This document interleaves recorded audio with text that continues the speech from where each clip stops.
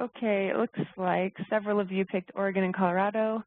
A few of you picked California and Florida, and some picked New York and Rhode Island. And the correct answer is California and Florida. In 1996, California, the Santa Monica Malibu Unified School District established a farmers market salad bar with local produce. And simultaneously in Florida, the New North Florida Cooperative started by selling washed, cut, ready-to-cook collard greens to the Gladstone County School District in North Florida. So there you go. A little history for you. Okay, so hi everybody, this is Sophie from Spark Policy Institute. Thank you for joining us again today. Today's webinar, which is jointly hosted by the Colorado Farm to School Task Force, Spark Policy Institute, and Healthy Farms, Healthy People Coalition, is called Making Evaluation Easy, Choosing and Adapting Data Collection Tools for Your Farm to School Evaluation. We've got almost everybody on who's registered, so we're going to go ahead and get started. A few housekeeping points, just one more time so that everybody's on the same page. There are two ways to hear audio for today's webinar. One is automatically through your computer speakers, and the other is via the teleconference line using the call-in number listed on your screen, and I will also post it again in the chat box. We do currently have everybody on mute to reduce background noise, and we will not be holding a verbal question and answer period, but instead we'll be asking people to ask questions and share experiences through the chat function at the right side of your screen. When you do send a chat, please make sure to select Send to All Panelists so that both Lynn and I can see your responses. Unfortunately, participants cannot see each other's chats, but I will be reposting chats to everybody so that we can all learn together. I do want to let you know that we will be recording today's webinar, and the recording will be posted on the Colorado Farm to School website in a few days. On the screen and in the chat box, I will also be sending out links to the handouts for today's webinar if you haven't already downloaded them. So without further ado, I'd like to hand you over to our presenter, Lynn Kathleen from Spark Policy Institute. Thank you, Sophie, for covering all the logistics and the polls of this webinar. So today's webinar is brought to you by the Colorado Farm to School Task Force with Spark Policy Institute, and we are fortunate to have this particular series hosted by the Healthy Farms, Healthy People Coalition. Sophie and I will be conducting today's webinar. Sophie is a research associate here at Spark Policy Institute, where she provides research and evaluation services focusing on food security, nutrition, health, and education. And my name is Lynn Kathleen. I am a director at Spark, and I have over 25 years of experience in academic and applied public policy research, and I'm the lead staff to the Colorado Farm to School Task Force. Spark Institute is located here in Denver, and we develop innovative research-based approaches to help our partners solve complex societal problems that we always say are those that defy easy solutions. And Farm to School is a very interesting example of that. All of you who are involved in Farm to School know that we are talking about many different systems that are involved. There's education, there's public health, there's agriculture, and those are groups that don't necessarily always talk with each other. And so Farm to School is a very interesting and complex system. The task force has 15 appointed members, and it is charged with increasing the use of local farm and ranch products in school food service programs to improve child nutrition and strengthen local and regional agricultural economies. Our task force here in Colorado actually receives no funding from the state. It has, however, successfully attracted a wide array of funders, starting with the federal Stimulus R grant, and it currently has 2 multi-year grants, one from the Colorado Health Foundation and the other from the Gates Family Foundation. In 2012, the task force identified a major gap in farm to school programming in Colorado. We simply had very little information about what our districts were doing, and the districts engaged in farm to school were not systematically assessing their farm to school activities. To address this gap, the task force, along with Spark Policy Institute, developed the Farm to School Evaluation Toolkit for Colorado. And with a 2-year USDA Farm to School grant, the toolkit is now being rolled out nationwide through in-person workshops and webinar training. Today's webinar is the third in a 5-part series of the Farm to School Evaluation Toolkit training. We're going to be focusing on how to choose and adapt existing data collection instruments. All of our webinars are archived and linked on this slide. And in addition, after today's webinar, we'll send out a PDF of the slides with all the talking points that I'm saying today. So just sit back and relax. Jot down those questions you may want to ask as we go through the webinar, but do not worry about taking notes on the content presented.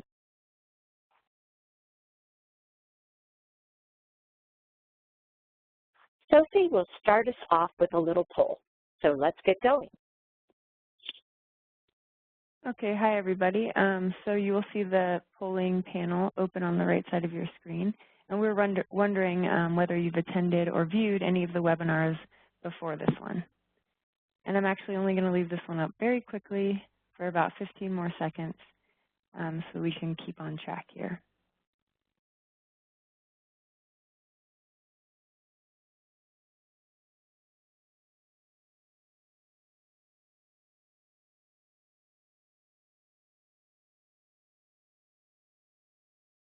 Okay, great. So it looks like the majority of you have seen both of the previous webinars, and a few of you have just seen one of them, and then a few of you, this is the first time, so welcome. Okay, great. Thank you so much. It's so fun to have, newbies as well as, of course, our people who have been with us before. And regardless of how much you have been doing with us at this point, you will find each one of these webinars really does stand alone in the information that we share. And of course, it does build on each other. So either way, you're going to be good to go today. You should have received these handouts after you signed up. If you were on last week's webinar, you should continue filling out the plan that you've already started, which is that evaluation plan template. If you're joining us for the first time, you can still work on steps 3 and 4, and after today's webinar, you can go to our archives to listen to the 2 trainings on the beginning of your evaluation plan and identifying outcomes, indicators, and measures. You'll also need one of the 7 attachments. If you know which target group you will be evaluating, then just have that attachment ready. Today, we're going to start with a brief overview of what we've already covered in the last 2 webinars, and then we'll jump right in to selecting measurement tools, reviewing content of an existing tool to determine if it's a good fit for your evaluation, and how to identify and adapt questions to better fit your needs. A critical step in preparing for an evaluation is to validate that your data collection instrument is functioning properly. We're going to discuss that in terms of how to pretest your questions. We'll end with a slide that directs you to the remaining trainings and open it up for our final Q&A. Along the way, we'll be stopping and asking questions through polls and soliciting ideas through the chat box. By the end of this training, you will have increased your understanding about different types of data collection methods. You'll have made progress on selecting one or more existing data collection tools for your farm to school evaluation. You'll understand how to adapt an existing tool and how to ensure your new version will be collecting the information you intend to collect. And you'll continue along the journey of increasing your confidence to undertake an evaluation. So let's first start with a very brief overview of the toolkit. The Farm to School Evaluation Toolkit overview walks you through each step of the evaluation process. 2 weeks ago, we started with an overview of the toolkit and began filling out step 1 of the evaluation template. Last week, we identified outcomes and target audiences for your Farm to School evaluation. And today, we are going to be focusing on step 3, selecting and adapting data collection instruments to measure those outcomes. And we'll get started on step 4 of completing your evaluation plan. In our webinar training series, we cover every step, and you'll work with the template and attachments. Let's briefly review outcomes before getting started on today's training. Last week, we introduced several key concepts to better understand outcomes. We talked about the sphere of control, which are those things we have control over. Those are the activities, deliverables, milestones, and outputs of our farm to school programs. These are the things we do, our outputs, but it doesn't measure the reasons why we're doing all this good work. But that work falls under what we call the sphere of influence. And within that sphere, the outcomes can be categorized at short, intermediate, and long term. These are the changes in learning, action, and systems, and capture the why we do the farm-to-school work that we're doing. We also introduced you to a logic model to help you better articulate the activities of your program and the outcomes expected from those activities. Several of you commented in our post-webinar survey that you now have a better understanding of where your outcomes fall, and that some of those outcomes were actually too far down the road to realistically evaluate at this point in your program. So this is a really great example of how a logic model can help you design an effective and targeted evaluation. Let's take a look at outcomes you all shared with us last week, as well as this is the fourth in our series, and we've been collecting outcomes over time, and so this is a compilation of your outcomes as well as other people who have been sharing with us. So first, remember that short-term outcomes are those outcomes most closely related to your farm-to-school activities. Learning is the first thing we see, and learning can be increased awareness, knowledge, attitudes, opinions, aspirations, and motivations. We learned that some of you are interested in understanding the effectiveness of your school garden lessons and how to improve upon them. Some are interested in food systems literacy, including students' understanding of where food comes from. And finally, documenting and understanding the degree to which your farm-to-school program is providing access to fresh fruits and vegetables, especially to students who live in food deserts, is a critically important short-term outcome of many programs. We also had folks mention intermediate-term outcomes. Intermediate-term outcomes are actions, and these include changes in behavior, practice, decision-making, and internal policies. Several of you identified outcomes of changing eating habits of the children. One person identified a decrease in cafeteria waste, specifically the tossing out of fruits and vegetables. Several have identified the environmental outcome of decreasing the miles food travels from its source to consumption in the schools, and having producers who are able to sell their local food to the schools. And finally, some of you did identify long-term outcomes that you want to assess. Long-term outcomes consist of system changes, conditions at the social, health, environmental, and economic level. It includes changes in culture, policies, rules, and regulations that affect multiple systems.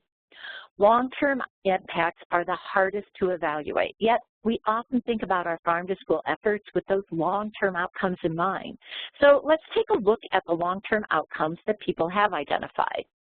Changes in the habits of parents that occurred through their children's exposure to farm-to-school. This is an indirect outcome and one that signals a family cultural shift in eating habits. Increase in local purchasing for improving health and supporting economic development is also a long-term impact in that it is capturing those big outcomes, population health outcomes and economic health. And then keeping farmers on the land and viable is something that really only time will be able to truly assess. And farm-to-school programs may be the impetus for opening up more local markets, but may not be the only driver of this type of outcome. And then, of course, reducing obesity. Basically, this is one that most of you likely think about or will have in your logic model outcomes, but it's also one that's really far off and removed from the programming of your farm-to-school activities. Obesity reduction will be the result of many changes, of which farm-to-school is an important piece. So because so many people actually do talk about obesity reduction and then ways to measure it, and the first thing that kind of comes up for people is to talk about using BMI, I want to dig into this just a little bit because it's really important to understand both the origins of BMI and what BMI can and cannot actually tell you.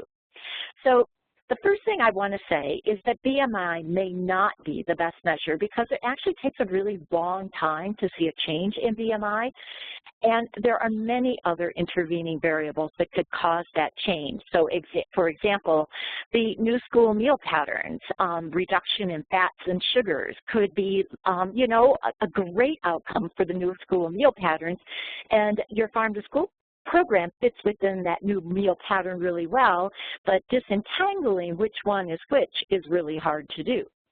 And so there are also some other issues that I want you to think about and be aware of. with BMI and using it. BMI is actually not a measure of individual health.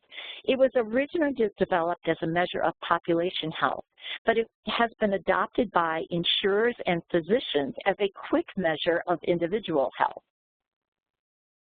So it's based on weight only, and it does not address body composition. For example, it doesn't assess how much of the weight is muscle mass and how much is fat. So a case in point, as you probably all actually know, is that athletes tend to have very high BMIs and would be categorized as overweight or even obese.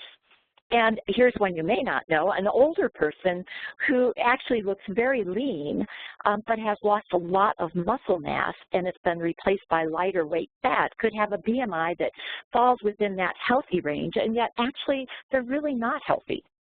We also know that there are ethnic and racial differences.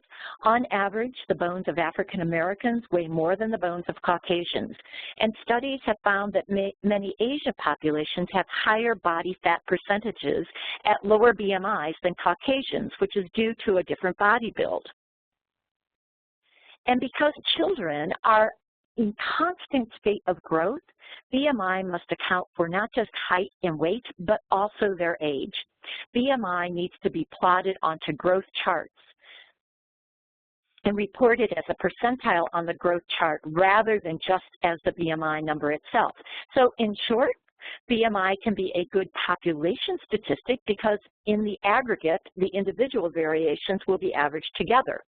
But at the individual level, BMI should only be one of several different measures. And in fact, there's probably some better and easier measures than BMI if that's where you want to go. So for example, waist circumference is both easy to do and an effective method for capturing body fat in the torso, which is the area of the body that presents the most significant health risks.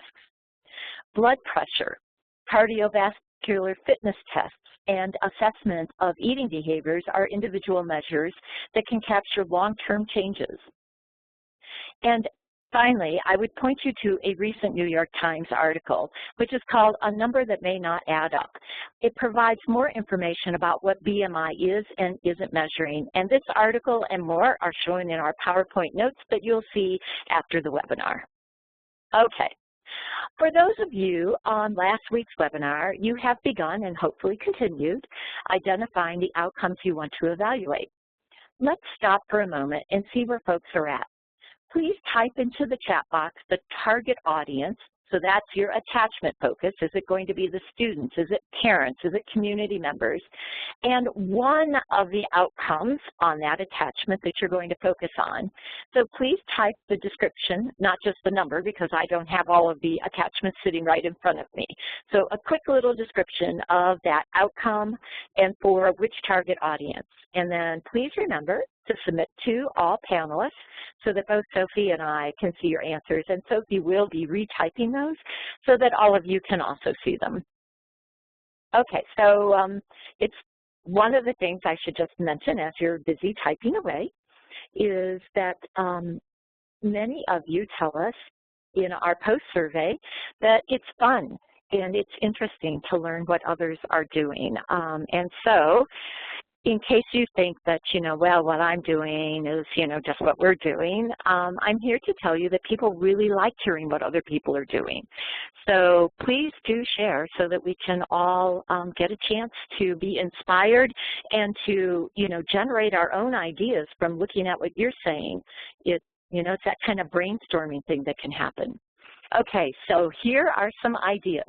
Students, and we have some people who say that they are interested in student gains in knowledge and awareness about healthy eating. Excellent.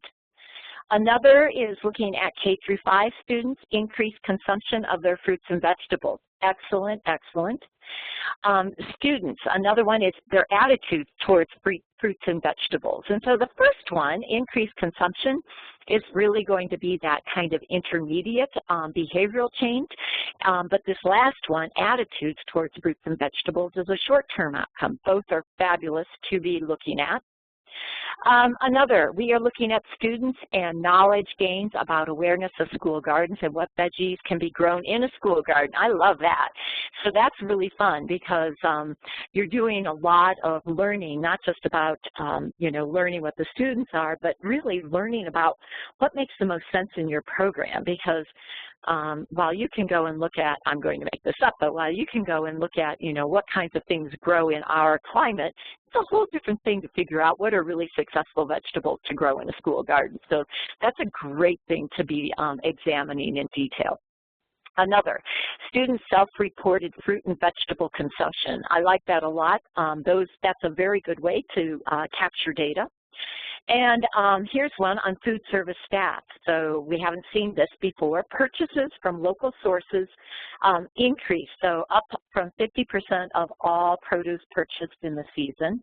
So they're looking to it sounds like you're looking to look at the difference from baseline to where you are after you are implementing your farm-to-school procurement. And one more, let's see, do we have one more in here? Nope, that's it. Okay, great. Those are just the repostings from Sophie. So thank you so much for sharing, and those are all great. And we have tools to help you with all of those, so that's exciting. And moving on now, let's turn our attention to the different types of methods. And for our purposes, we're going to actually categorize these into two types. The first thing you'll want to do is decide what type of methodology you're going to want to use. So when I say that, I'm really saying, do you want your data to be mainly quantitative? If you are collecting data from a lot of people, surveys with what we call close-ended questions are really ideal. Information reported out in numerical formats like percentages or graphs are often seen as being more objective information and therefore can provide more compelling evidence of program impact. Quantitative data can provide you with information about the what of your program and the how much is happening. But if you want to know about the why and the how of a program, so how is it affecting your population, then you're going to actually need to collect qualitative data. Conducting interviews or holding focus groups with participants in your farm-to-school program can yield rich information about their experiences and perspectives, elicit ideas, and uncover insights not previously considered. Qualitative methods, however, are time-consuming to set up and implement, and the data, which could be notes or verbatim transcripts, can be overwhelming to analyze. So because qualitative methods cannot be conducted with a large number of people, and the analysis relies on reading and finding themes and key concepts, it often is considered more subjective than quantitative data. There's a lot of controversy around that though, and I'm here to tell you that in my opinion, quantitative data is actually just as important as qualitative data, and qualitative is just as important as quantitative. So this is what we call a mixed method approach. Both quantitative and qualitative data methods are used because neither method alone can actually generate the information to fully understand the impact of a program. However, I do want to give you a word of advice here. If you're doing your evaluation to report to an external group, say your funder, it's important to find out what methods are acceptable to them because you definitely want to be giving your information in the format that they find most legitimate and compelling. Quantitative and qualitative methodological techniques actually fall along a continuum. So here we can see that a method called participant observation is on the far end of the qualitative methods, and surveys are on the far end of the quantitative methods. A variety of other methods fall between the two ends, including open-ended interviews. So these are more like a conversation where your questions are pretty much unscripted and emerge as the discussion unfolds, to focus groups, semi-structured interviews, document reviews, and observations with predefined scoring categories. Each method has its advantages and drawbacks. There is no right method. Rather, the best method will be dependent upon several factors, including your evaluation purpose, the resources you have available, your target audience, and your timeline. For example, are you primarily needing to answer questions about what are students learning in the garden lessons, or do you need to answer questions about how best do students learn in the garden lessons?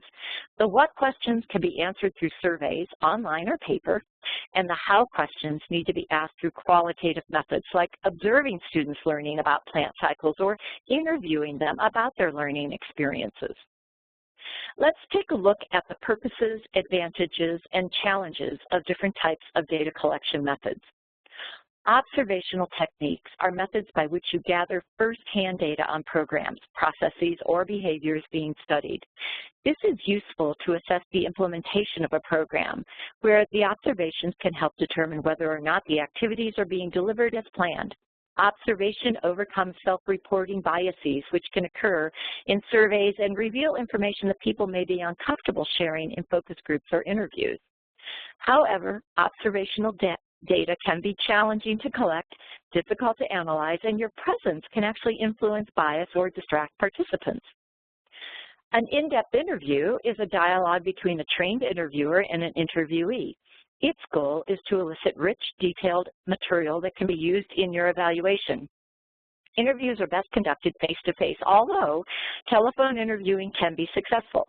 Typically, the project evaluator prepares an interview guide that includes a list of questions or issues that are to be explored and suggested probes for following up on those key topics. In-depth interviews can be used at any stage of the evaluation process, but they are especially useful in answering questions such as, what does the program look and feel like to the participants and to other stakeholders? What are the experience of program participants? What do stakeholders know about this project? What thoughts do stakeholders have concerning the program? What are participants and stakeholders' expectations? Among the challenges, interviews are time-consuming to set up and conduct. The data can be difficult to analyze, although we will discuss ways to make it easier in next week's training. Focus groups combine elements of both interviewing and participant observation. It allows the observation of group dynamics, discussion, and firsthand insights into the respondent's behavior, attitudes, and language. It is a reliable method to obtain impressions and an efficient way to gather a range of information. Focus groups are useful in answering the same types of questions as in-depth interviews, except in a social context. So focus groups are really well suited for identifying and defining problems in project implementation, identifying project strengths, weaknesses, and recommendations, assisting with the interpretation of quantitative findings, obtaining perceptions of project outcomes and impacts, and generating new ideas. The challenge of focus groups is similar to observational and interview data in that it can be more difficult to analyze. An additional challenge, however, is the need to have a skilled facilitator conduct the session so as to keep the group on task and get the most out of that discussion. A survey, which is something that probably many of you are thinking of doing, is most appropriate when the information you need is best answered by the participants themselves. For example, if we want people's own reports of their opinions, attitudes, beliefs, and behaviors, surveys are the least resource-intensive method, and because they gather information in very well-defined categories, so often these are going to be numerical or on scales, it's easier to analyze than qualitative data. However, surveys, too, can generate a lot of data that may require someone skilled in handling numerical data. Let's keep going. Here's a guide for thinking about which instruments are best suited for your target audience. I want you to read this quickly, and then I'm going to go through a couple of key points.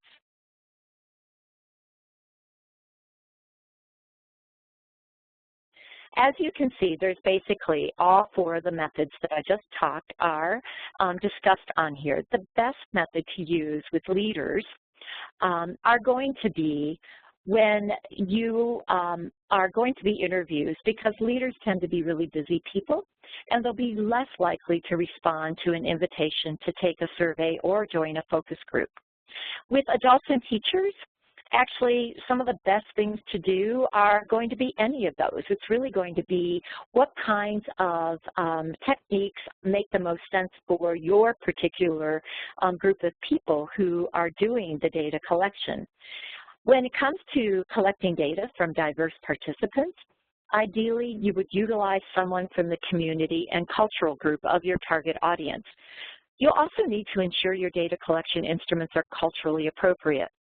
The range in each of these cells actually represents that there are better and worse ways to implement the method. When it comes to students, data collection can be tricky. You'll notice that observational techniques are good to use with the youngest children, but not as good with older children. This is because the presence of the evaluator data collector is more likely to affect the behavior of the older children than the younger ones. And while this table can help you think about the appropriate method for your audience, remember, it really is only a guide. Again, you will be able to see more information in our PowerPoint slides and notes that we'll be sending out that will send you to additional resources to help you think about how to select the best method for your audience. Okay, now let's move to selecting an existing measurement tool and discuss how to assess its fit for your program and how to adapt it if needed. The Farm to School Evaluation Toolkit has several attachments, one for each specific group that's affected by farm to schools. As Sophie mentioned at the beginning of the webinar, all of the attachments are ready to be downloaded, and for your purposes for today's training, it actually doesn't matter which one you use, but it's always great to use the one that you actually think you're going to be using. So if you have that attachment ready, then it's great to have it sitting right next to you. And if you don't and feel like you have, the time or the ability to download it and print it off without missing any of our webinar, then go ahead and do that too. So this should look really familiar to all of those who have actually downloaded an attachment or been on our other webinars. This is a screenshot of attachment 1, Outcomes for Students. Each attachment will work the very same way. Last week we took a closer look at the attachment and we talked about the various columns and information you'll find in each. So on that far left column is information about the type of outcome, such as student knowledge here. The next outcome lists the specific types of outcomes that you can be measuring. Here we see student outcome number 1, student gains in knowledge and awareness about school gardens and gardening. The next column has a short description of the type of programming activities that you may be doing that are likely to align with that outcome. The next column describes the types of measurement tools that we have found that address this outcome. And finally, in the very last column, we point you to specific data collection tools that have been used to measure this outcome. And this is a component of the attachment we are focusing on today. So let's take a look at student outcome number 2. This one is student gains in knowledge and awareness about agriculture, local foods, and seasonality. We have identified several instruments that can be used as a pre-post-test knowledge survey. In addition to the survey link, we also provide a short description. Here we see that the first tool is recommended for 5th and 6th graders, and the second tool is actually appropriate for 6 to 12-year-olds. Let's take a look more closely at a tool. As mentioned before, a survey is most appropriate when information you need is best answered by the participant themselves. This is a survey that's measuring knowledge of the individual. A survey or questionnaire is a good instrument to test knowledge and learning.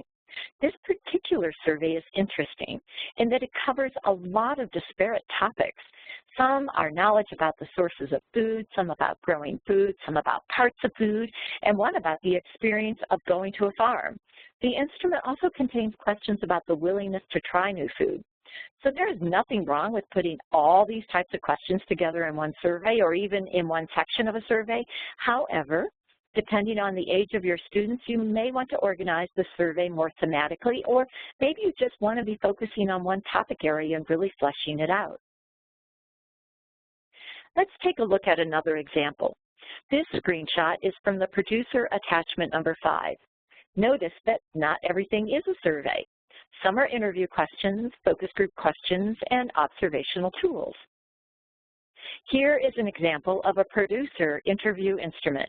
It has both questions to ask the producer as well as prompts about the data to collect from each producer. Questions include about their knowledge of the Farm to School program as it pertains to the school salad bar, and questions about how their growing practices have changed as they've been participating with the school and selling to the school. Indicators to gather from them are prompts that the interviewer would ask the producer for if they've got data in their records that could be useful to your evaluation. So this gets back to, remember, in that very first webinar when we talked about existing records, So sometimes your producers are going to have existing records that they're going to be happy to share with you. So if you are doing evaluation of your producers, don't forget to think about what kinds of records might they be actually already tracking and have that can be helpful for your evaluation, and ask them for it. They're likely to be more than happy to share it with you. Here is a different example. This is a student focus group protocol. As you can see, you do not need to ask a lot of questions in focus groups. One question is going to generate a lot of discussion, so you never go into a focus group session with pages of questions. And finally, here's an example of an observational tool. This is what I call a heavily scripted tool, in that it has very specific information to record. Each of these tools and many, many more are available in the Evaluation Toolkit and hyperlinked in our attachments.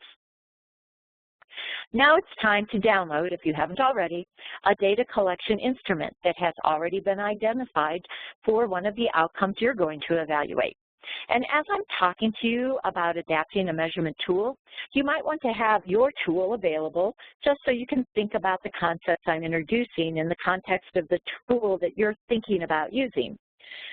So that we know when you're ready to move on, please go ahead and click on the poll answer, I'm ready. And when about 2/3 of you have said you're ready, we'll just move on. And I should also mention again, if you don't have an instrument that you've downloaded yet, no worries. You are going to learn just as much. It's just, you know, if you've got one that you've already kind of figured out looks promising, then it's kind of fun to have it sitting next to you as I'm going through some of the concepts that we're going to be covering. Okay, we're going to give you just a little bit of time, and I'll let Sophie monitor this for us. Go for it, Sophie. Okay, so most of you will see that the poll is open on the right side of your screen, and whenever you are ready, you can go ahead and select that you are.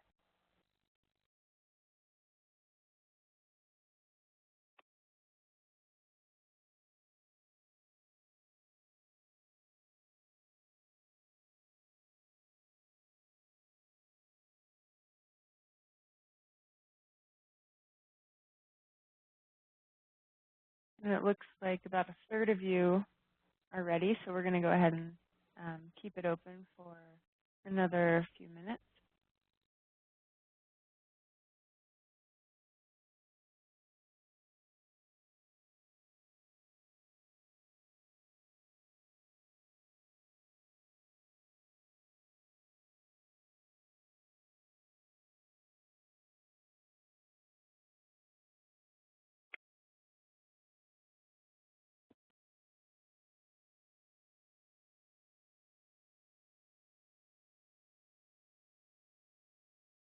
Okay, we are now at 2/3, so it looks like we're just waiting on a few more people.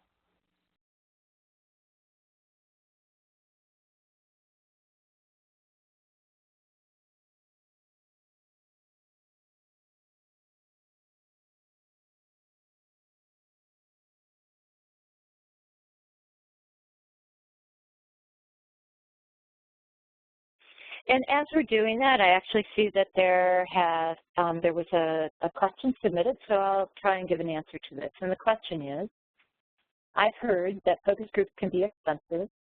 Are interviews more cost-effective and easier to facilitate for beginner researchers?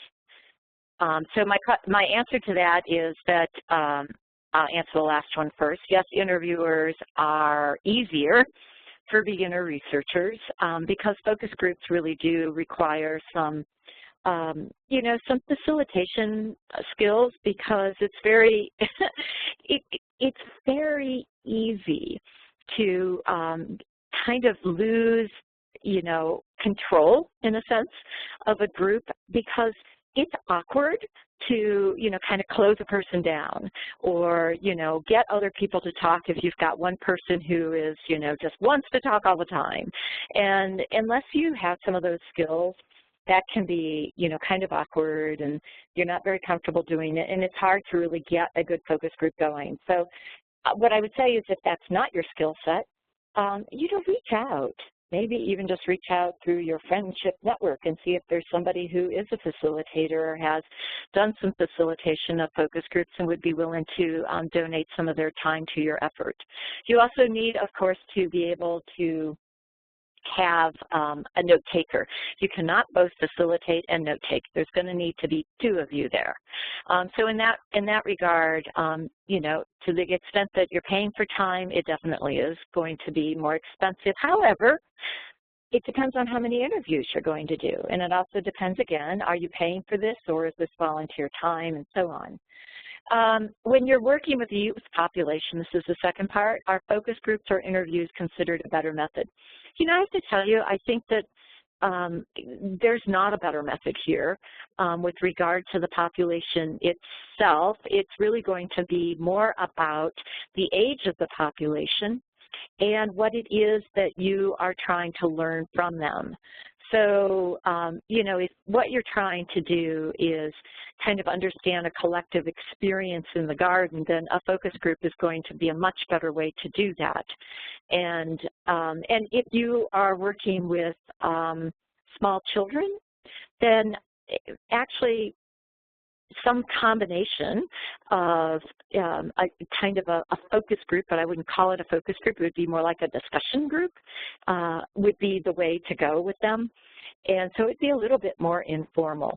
You can certainly interview small children, but my guess is that you might want to have them draw or tell you a story about what, you know, is exciting, and you just kind of, you know, write down the story about what their learning is or what they loved, or record them instead of doing a standard interview. The older they get, the better. You can use the more traditional methods. Okay, with that, I am going to move on. So thank you so much for posting those questions, and it gave us time for other folks to finish getting their instruments together. Sophie, do you have anything to add? Nope, it looks like everybody is ready to move on. Okay, great. So let's go. Actually, I will add that 2 people have had trouble with the audio coming through their computer speakers. And if you do experience any audio difficulties, you can try calling into the number, and if you need that number, just let me know. Okay, great. So we apologize, but we are glad that you're letting us know. And there are 2 methods for doing audio. We learned a long time ago, last fall, that was important to have a backup audio. So if one isn't working, try the other one is what I would suggest. Okay, let's move on. Adapting a measurement tool. So this can actually seem daunting, but luckily there's actually processes and steps that are straightforward and going to make it relatively easy.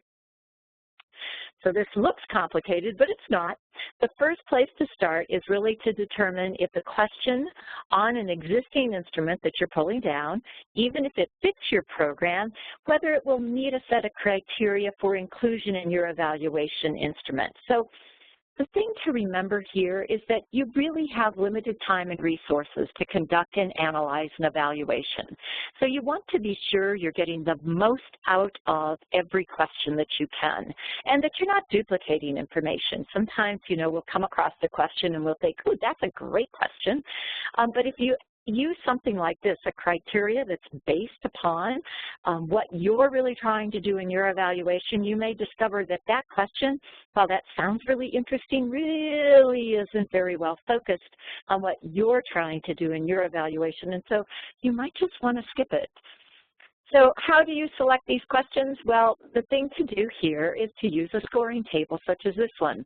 In this particular one, we see that there's 8 criteria that have been laid out, and some of these are actually likely to be relevant to your own evaluation efforts. You can certainly adapt this table to fit your specific needs. So for example, if your purpose is not for program improvement, then the first criteria will not be the one that you'll want to use. You'll want to put your purpose in there. So while these criteria may not be a perfect fit for your evaluation, the process of reviewing each question against a set of criteria can help you determine if the question is one to include or not include. Using a process like this can help control the urge to ask every good question you come across.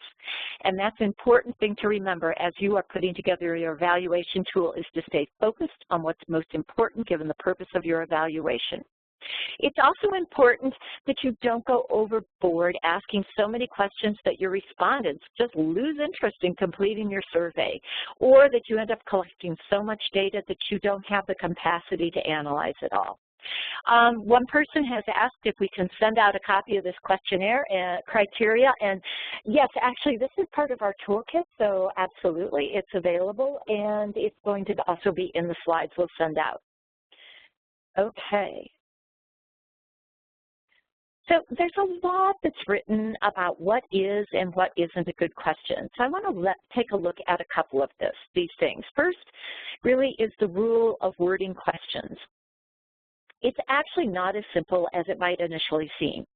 Wording the questions to obtain the intended information to be understood by all the respondents can be surprisingly challenging. When reviewing an existing question or writing your own, I want you to consider three things. I want you to consider the particular people for whom the questionnaire is being designed.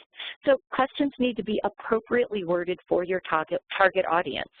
And then I want you to be very aware of the particular purpose of the questionnaire. So if it's for program improvement, the types of questions will be different than if you want to share information with stakeholders.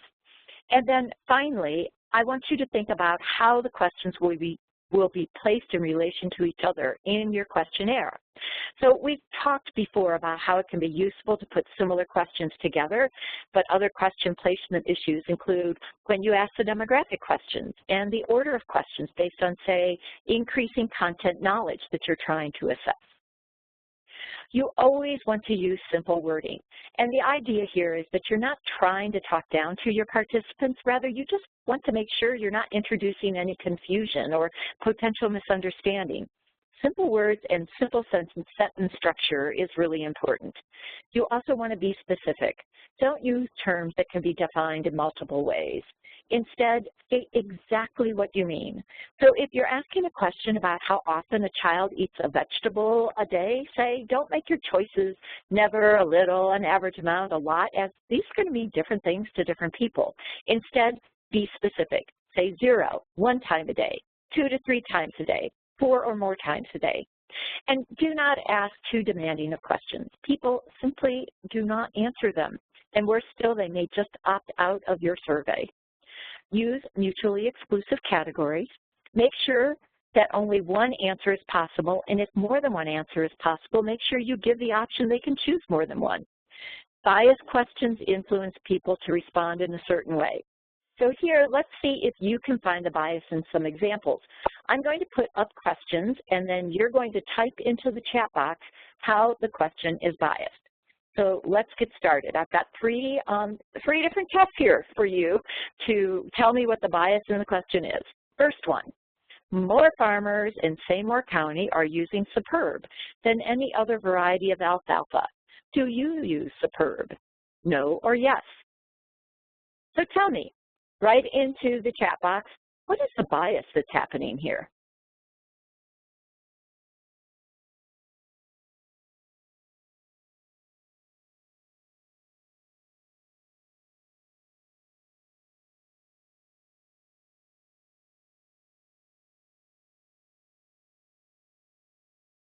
Okay, come on. There we are. Okay. Oh, wow. All I had to say was, okay, come on. And I got like bias all at once. So here we go. Your answers include bias is most farmers do it, so you should do it. Yes, absolutely. That it will suggest that you should be using the brand of alfalfa if they're not feeling, and if they don't, they'll feel bad. And so you guys have all got it. This is exactly what the problem is. That it implies that the, kind of socially acceptable answer here is that you should be using Superb too. Let's take a look at another one. It is, again, these are not necessarily farm to school programs or questions, but rather just for you to get a chance to think about bias and how to look for bias. So here's one. How would you rate the housing in which you live? Satisfactory, good, or excellent? Okay, what's the bias? I know you guys can get this one.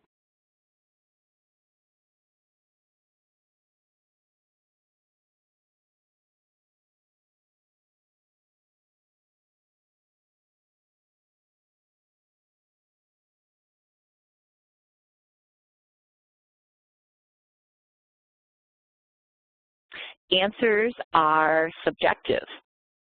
Well, that is true. But I guess that what I would say is that a lot of times when we're asking for people's, rating of their housing, it is their subjective experiences.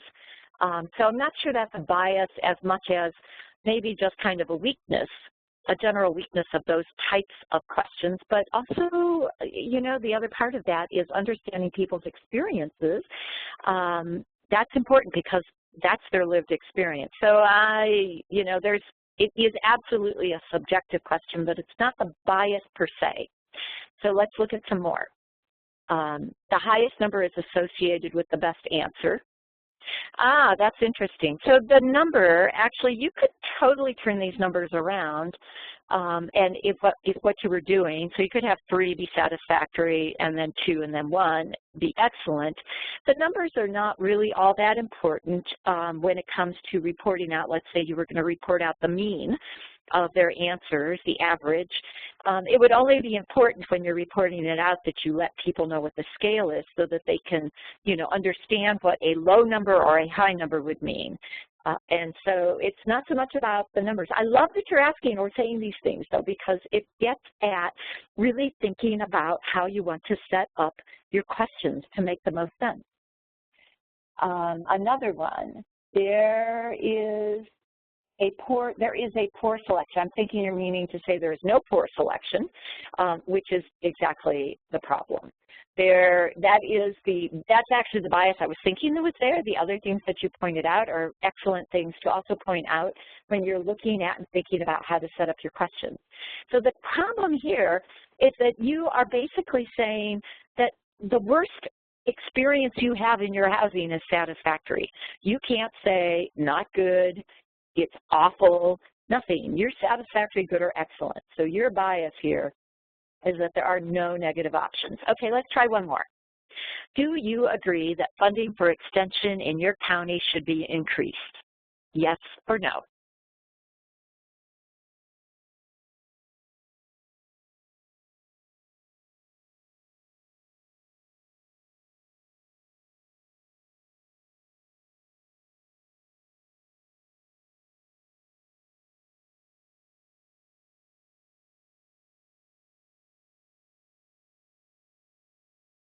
It implies that I'm going to wait, assuming that someone should agree. Oh, yes, thank you. It does assume. Do you agree, right?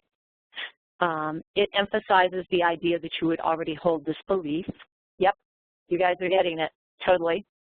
Let's take a look here. So this is really what we call a leading question. A better question would be something along the lines of this. Do you agree or disagree that extension funding should be increased? And then you would give actually a range because, honestly, just kind of yes and no questions, sometimes those are fine, particularly like it's like, did you go to the garden, training on this day, yes or no? That makes sense. But when you're looking for people's, level of agreement or you're looking for their level of satisfaction, you really want a range. You want a scale because people are usually not that black and white about it. Okay, excellent. You guys did terrific. Let's move on. Here's a snapshot of one section in the Wisconsin Farm to School 2010-11 student survey. It's one of the ones that we've got available in the toolkit. It collects a lot of data in a very succinct way. Each fruit is pictured, and then the same set of simple questions is asked for each fruit. Have you ever eaten whatever the name of the fruit it is, yes or no? If yes, the follow-up is, did you like it, yes or no? If the student said that they had never eaten the food, the follow-up is, would you try it, yes, no, or maybe? This repetition actually makes this a very easy survey to complete. However, it still requires the ability to read. So what if you wanted to use a survey like this with, say, first graders? Well, you actually can with some slight adaptations. Let's take a look at some of the things you might do. So instead of using the words yes and no, you could use check marks and X's for yes and no and ask them to just circle it. If you wanted to ask the questions, would you try one, you could use a thumbs up or a thumbs down for thumbs up for yes, thumbs down for no, and a question mark for maybe. Just circle it. And another option would be to use those old, reliable smiley faces for questions about whether a child actually likes an item or not. Some existing instruments are asking questions you want to ask, but others are asking questions along the same lines as what you want to ask. Adapting a survey instrument can mean swapping out words, like a list of local foods on one survey instrument may not match your local foods. But adapting can also be about using the idea represented in the instrument. So here we see a student knowledge survey. This is a great example of a survey format that is well suited for a pre-post test of farm-to-school nutrition education programs because it's assessing knowledge. If one of your outcomes is increased knowledge about healthy food and healthy eating, then doing a pre-post test is really the best way to demonstrate the program impact. Of course, you're going to want your pre-post test to be assessing the knowledge on the information that's taught in your nutrition classes. So if you thought this looked like a promising type of instrument, you would need to check if the curriculum taught is the information in these questions, and if it's not, then of course you're going to want to adapt the questions so that it reflects what was actually taught in your curriculum. Now let's turn to validating your survey for your population, which is really just simply testing your instrument. No matter what type of data collection tool you use, and even if you are using one verbatim, you don't change a thing about one of the ones you download. You actually still need to test its validity on your population and with the ease of its administration with your data collectors. So let's take a look at pre-testing questions, whether in a survey or an interview. And I'm about to show you 7 different areas to assess, but before I do, I want you to understand that really these are just common sense areas to check. And in fact, most of these will sound familiar to you at this point. Pre-test can answer these types of questions. Does each question measure what it is intended to measure? Do respondents understand all the words? Are questions interpreted the same way by all respondents? Does each close-ended question have an answer that applied to each respondent? Does the questionnaire motivate people to answer it? Are the questions and the answer choices correct? And does any part of it suggest bias on your part? Many of the instruments we have found are actually not what we would call validated. They have, however, been used, and they are ones that we have looked at as professional evaluators and determined that, for the most part, they seem actually quite solid and useful. But it's, again, for that reason that you would need to validate for your own population, because these are not these instruments that have been peer-reviewed and validated over many different populations. Okay. The process of pre-testing your instrument is actually really straightforward. You will want to have your evaluation team members review it and try it out. And this is especially for those who have not been involved in the development or adaptation of your instrument. No doubt this process will uncover some hiccups, so you'll want to revise the instrument before you test it on your target audience. So you're going to pick a few folks that are actually in that target audience of yours, and you have them take it.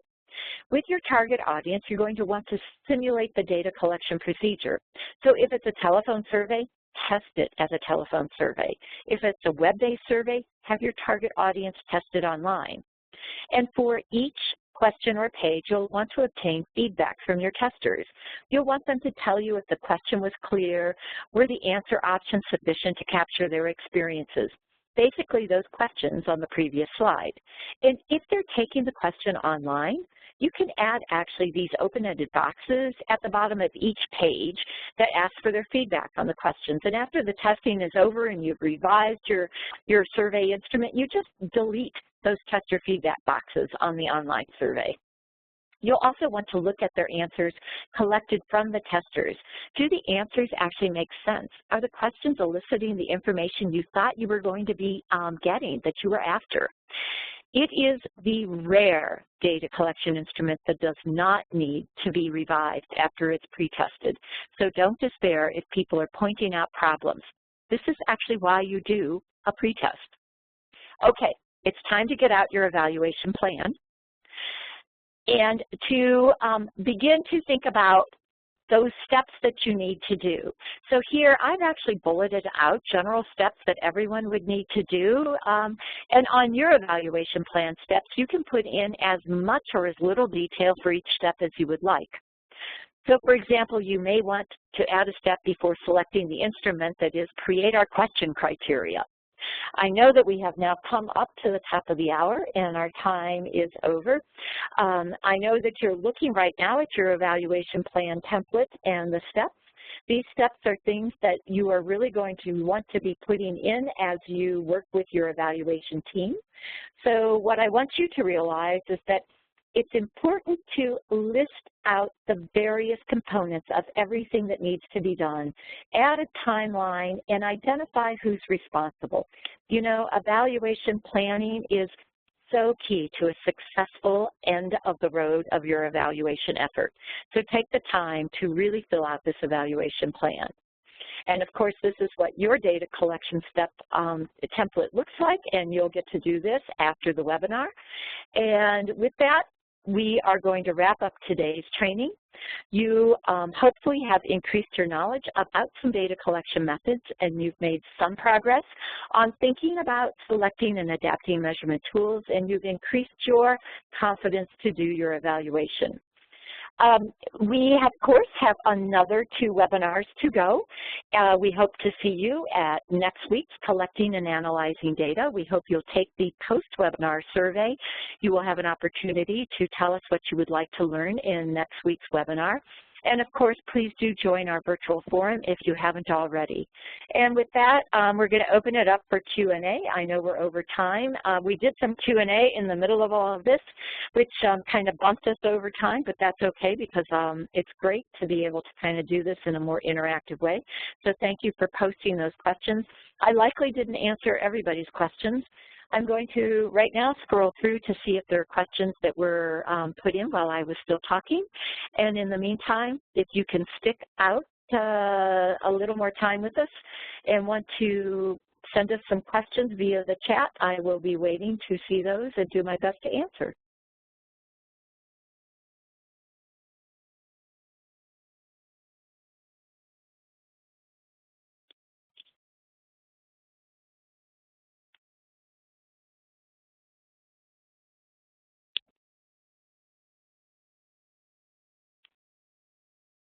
The other thing I would love to mention to you, I think I've said this in the first webinar, is that this toolkit is really a living document. And what that means is that, you know, Farm to School is growing all over this country, and exciting to us is that evaluation of these instruments, or I mean of these efforts, are also growing. More and more people are undertaking evaluation. And when we first started putting together this toolkit 2 years ago, there really wasn't a lot that was happening.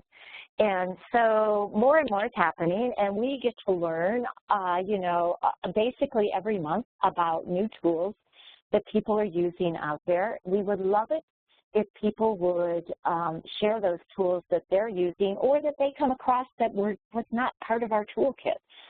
We'd love to take a look at them. We'd love to be able to say, wow, this looks like a really great additional tool to put into the toolkit.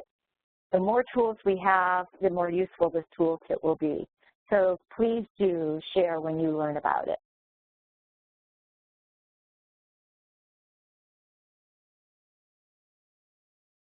So here's a good question. I assume that the tools that are in the documents attached have already been pre-tested. So if you use one of those, do you need to pretest again? And the the answer to that is yes, you do. And the reason is that the reality is what we know is that they've been used. Have they been pre-tested with the population they were used? You know, honestly, I can't answer that question. They come from many different places. But it really wouldn't matter if they had been pre-tested, because the reality is that your team and your target population are the ones that you need to be pre-testing it with. Here at Spark, we use, you know, we use surveys with many, many different groups, and sometimes we use components of a survey that we've, you know, done with one community that's very applicable to another community.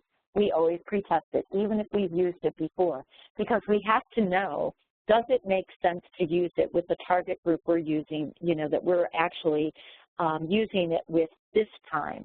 You would be surprised at how, you learn little things that you wouldn't have guessed make a difference. And so always pretest it. The worst thing is to end up going through all the effort of putting that survey out there, doing those interviews, only to discover that you really have a misunderstanding in the question, or you didn't ask a question that you thought was going to elicit a particular answer you desperately needed to really learn about. And you only figured that out when you were analyzing your data, because you know what? It's too late. It's really too late to go back and ask. The time you take pretesting is worth every minute.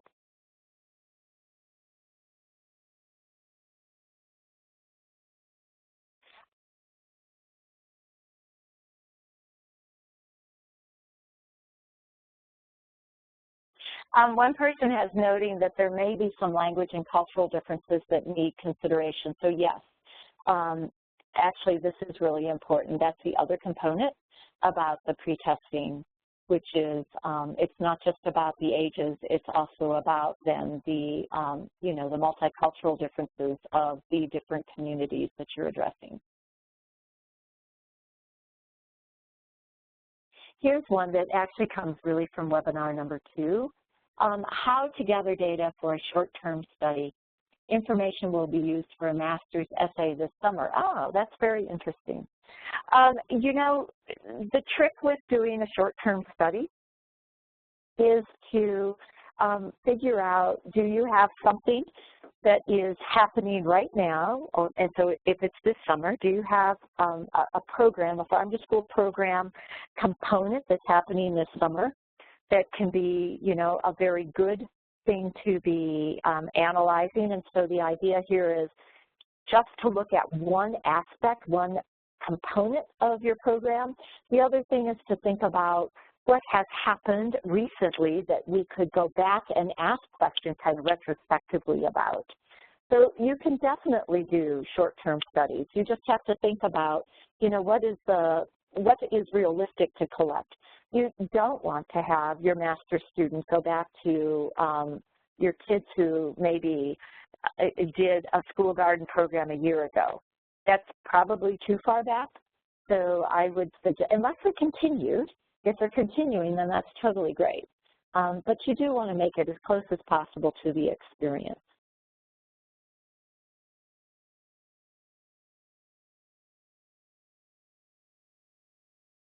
Okay. With that, I see that we are actually quite a few minutes over, in fact, 8 minutes over. So I appreciate all of you for taking the time to join us for the entire hour plus 8 minutes. And again, we will be sending out the slides with the notes, and we will also be sending the webinar. This last time, I have to tell you, there was a little bit of a glitch in the webinar translation. What comes off of WebEx is in a different format than what can be put on YouTube, and they themselves were having trouble on their website, so we had to wait until that glitch was fixed, which was on Sunday. So my apologies that it took us a bit more time to get that out to you. We hope to do this much faster this week. And with that, I hope to see you next week, and please take our survey. It makes such a difference for us to be able to see your feedback and continue to improve our training. So with that, see you next week, everyone. Thanks a lot. Bye-bye.